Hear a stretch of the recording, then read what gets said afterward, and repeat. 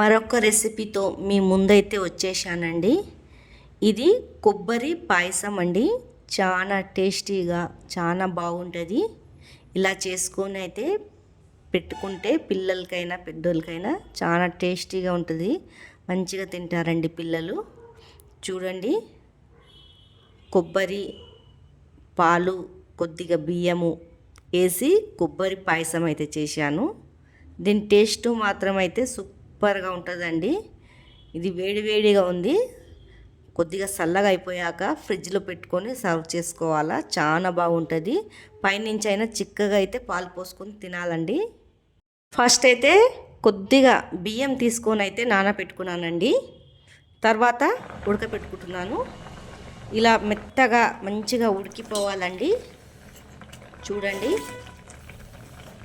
మంచిగా బాస్మతి బియ్యం అయినా తీసుకోవచ్చు, లేకపోతే మన నార్మల్ బియ్యం అయినా తీసుకోవచ్చండి. బాగా ఉడికిపోయాక మెత్తగా ఒక ప్యాకెట్ పాలైతే మొత్తం వేసేయాలండి.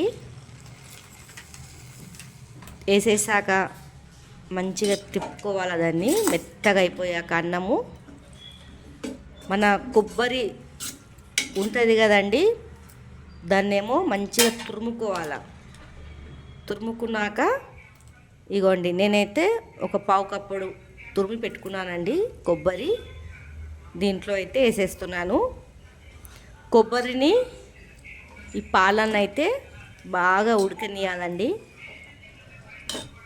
చూడండి, ఈ రెండింటిని మంచిగా ఉడకనియాల. టేస్ట్ మాత్రం సూపర్ ఉంటుందండి. చూడండి, మనం పాలు ఉంక కావాలంటే ఉంక అయినా వేసుకోవచ్చు.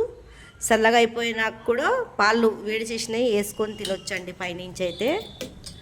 చూడండి, బాగా ఉడకపెట్టుకోవాలి. ఈ కొబ్బరి అనేది దాంట్లో మెత్తగా ఉడికిపోవాలండి మంచిగా. తర్వాత మనం బెల్లం అయితే వేసుకుంటలేను నేను.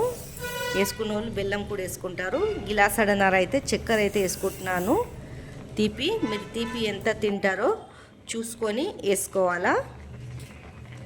చూడండి, దీన్ని బాగా మ్యాష్ అయిపోయే వరకు ఉడకనియాలండి మంచిగా.